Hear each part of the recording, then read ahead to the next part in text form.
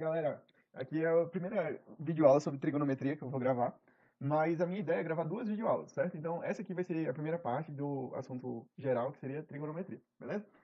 Para começar, vamos falar um pouco sobre o que é trigonometria. Trigonometria é você relacionar os lados e os ângulos de um polígono. Ou seja, isso é uma definição bem resumida e é uma definição bem prática também. No fundo, o que vocês vão fazer é exatamente isso, relacionar lados e ângulos em um polígono.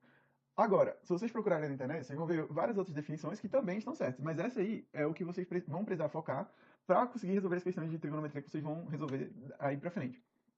Basicamente, no nosso nível, a gente vai estudar a trigonometria no triângulo retângulo, ou seja, dados os triângulos retângulos, a gente vai relacionar os lados deles com os ângulos deles.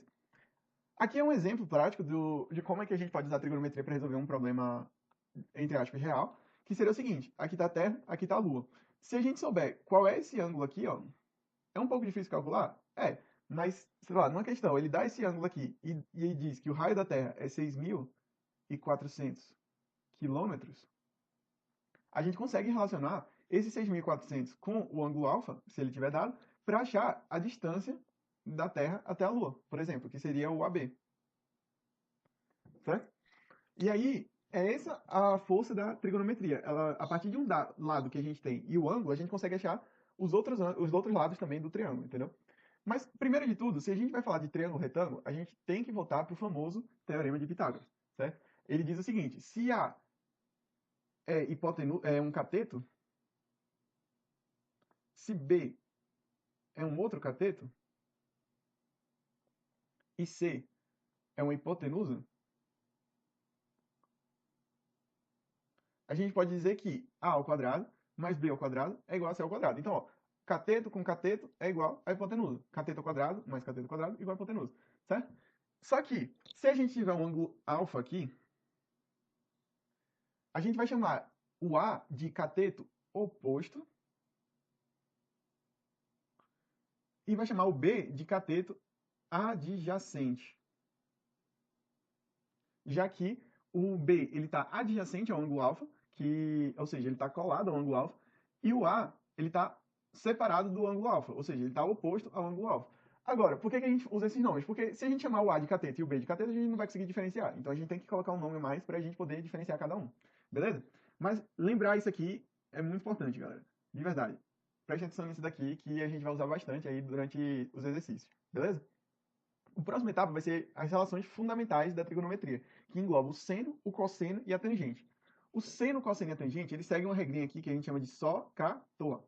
O só, ele vai significar o S de seno, o O de oposto e o H de hipotenusa. Então, olha, o seno, eu estou dizendo que ele vai obedecer esse só, certo? O seno vai ser o oposto e hipotenusa. Mas como é que a gente vai associar isso aqui à regra do seno? Vai ser o seguinte: o seno vai valer o cateto oposto dividido pela hipotenusa. Ou seja, se aqui é um ângulo alfa e eu quero calcular o seno de alfa, eu vou pegar o valor do cateto oposto, que vai ser meu A, dividido pelo valor da hipotenusa, que vai ser o meu C. Então, esse aqui é o valor do seno de alfa, já que o alfa está aqui, certo?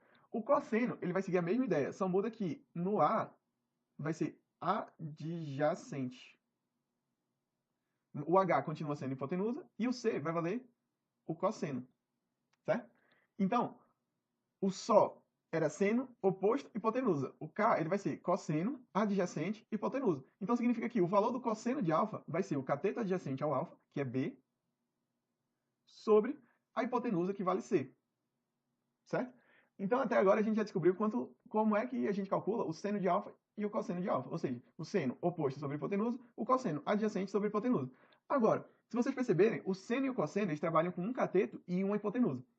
Agora, a tangente, ela vai ser tangente é igual ao oposto sobre a hipotenusa. Ou o oposto sobre o adjacente.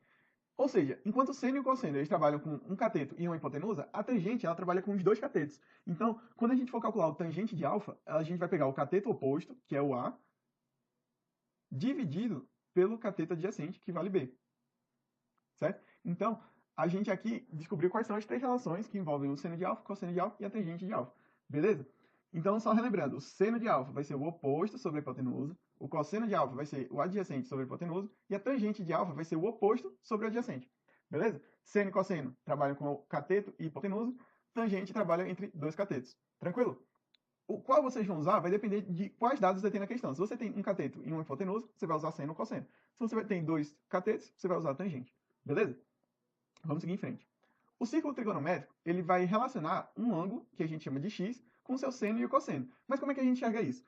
Esse raio aqui, ele tem um valor de 1, certo? Tanto que aqui, ó, tem 1, menos 1 e menos 1.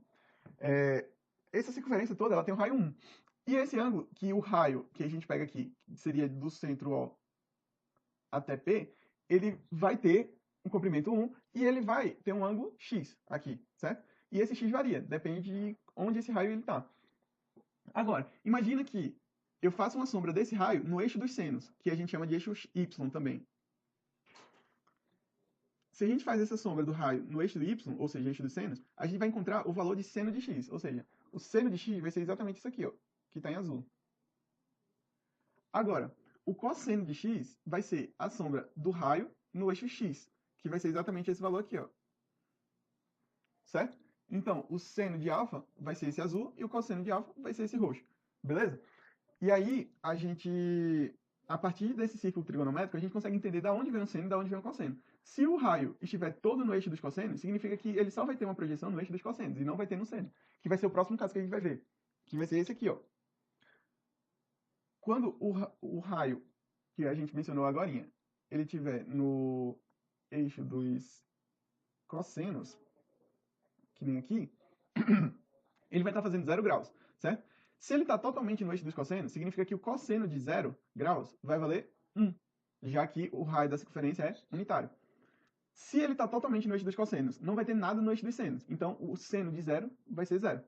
Beleza? Então, isso aqui já é importante observar. Agora, vamos apagar aqui. Se a gente pegar aqui o raio no eixo dos senos, ele vai estar fazendo aqui um ângulo de 90 graus. Certo? Que está retratado por aqui. E esse ângulo de 90 graus, ele vai fazer, já que ele só está no eixo dos senos, ele vai estar valendo 1, o seno de 90 graus, e o cosseno de 90 graus, já que não tem projeção no eixo x, vai valer 0. Beleza? Fazendo a mesma ideia para o 180 graus, a gente vai ter que o cosseno de 180 graus valeria 1. Porém, como vocês viram aqui, olha, quando a gente pega para o lado esquerdo, vale menos 1, e quando pega para baixo, vale menos 1 também, porque aqui é meu 0. Se para cá aumenta, para cá diminui. Então, o eixo dos cossenos, aqui também é a mesma coisa. Para cá vai valer menos 1, para cá vai valer menos 1. Então, o cosseno de 180 vai valer menos 1. E o seno de 180, como não tem nenhuma projeção no eixo y, vai valer 0. O seno de 270 vai seguir a mesma ideia. Já que ele está aqui, ó, o seno de 270 vai valer menos 1 e o cosseno de 270 vai valer 0. E quando ele forma o 360 graus, ele vai ter os mesmos valores do ângulo de 0 graus, ou seja, o seno de 360 graus vai valer 0, enquanto o cosseno vai valer 1. Beleza? E por último, a gente vai ver a relação da tangente. Olha só, vamos imaginar um triângulo retângulo de hipotenusa valendo 3, certo? Vamos encontrar esse lado x e esse lado y.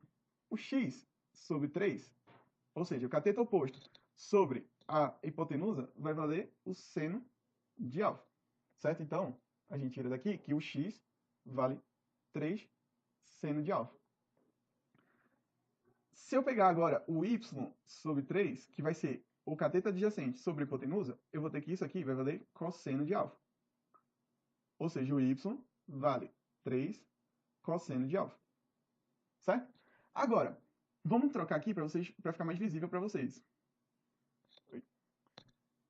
Aqui vai valer 3 seno de alfa e aqui 3 cosseno de alfa. Agora, vamos pegar e calcular a tangente de alfa. Quanto é que ela vale? Vai valer 3 seno de alfa, que é o cateto oposto, sobre 3 cosseno de alfa, que é o cateto adjacente. Então, a gente tira aqui a tangente de alfa, cortando aqui, vai valer seno de alfa sobre cosseno de alfa. E isso aí vai valer para qualquer ângulo alfa que vocês tiverem, certo? Então, se vocês já tiverem o seno de alfa e o cosseno de alfa, vocês tiram que a tangente de alfa vai ser o valor do seno dividido pelo valor do cosseno. Beleza, pessoal? Então é isso e até a próxima. Valeu, galera. Até a próxima videoaula.